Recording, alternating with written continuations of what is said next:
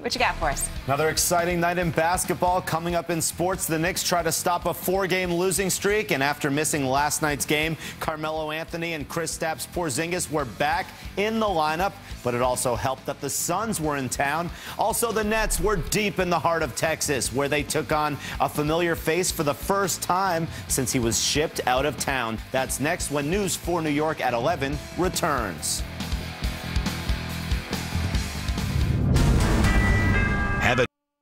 The Verizon Fios Sports Desk is brought to you by Verizon Fios. Leave slow internet behind. Get Fios.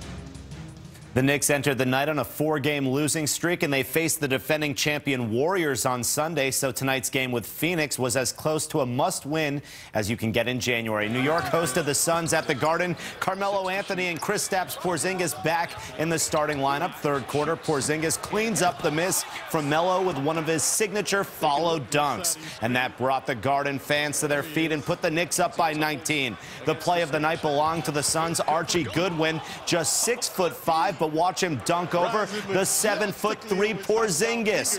Big time ups there, but that was all they could do. The Knicks dominated. Melo had 19 points, 10 boards, 8 assists. The Knicks snapped their 4-game skid, and they win easily, 102-84. As for the Nets, they were in Dallas taking on the Mavericks. Third quarter, Brooklyn down 10. Former net Darren Williams drives in and finds Chandler Parsons in the corner, and he buries the 3.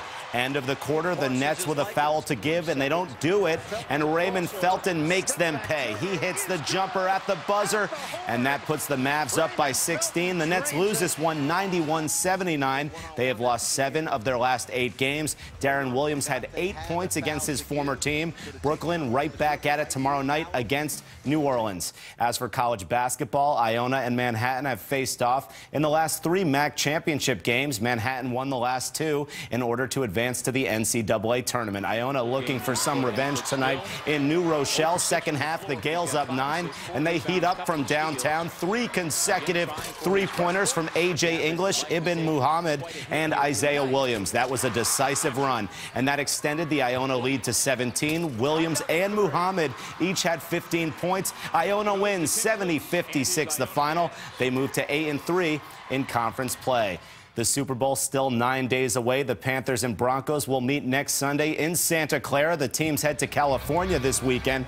And today in Charlotte, thousands of Panther fans came out to wish their team good luck. Players and coaches thanked their fans for the support, and linebacker Thomas Davis was among those who fired up the crowd. Davis plans to play in the big game despite undergoing surgery on Monday to repair a broken arm. And the 15-1 Panthers are the favorites heading into the Super Bowl. The Broncos spent the day on the practice field. Denver back in the Super Bowl for the 2nd time in 3 years. Quarterback Peyton Manning is making his 4th trip to the big game. He has 1 championship already with the Colts, and there's a lot of speculation that the 39-year-old Manning could be playing in his final game. When Peyton takes the field next week, he will be the oldest quarterback ever to start in a Super Bowl.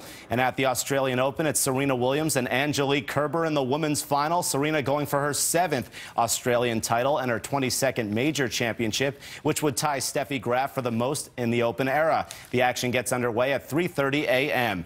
And Andy Murray will face Novak Djokovic in the men's final. He took down Milos Raonic in the semis. So a lot of excitement there in the land down under. Yeah, no kidding. All right, Harry, thank you. We'll be right back.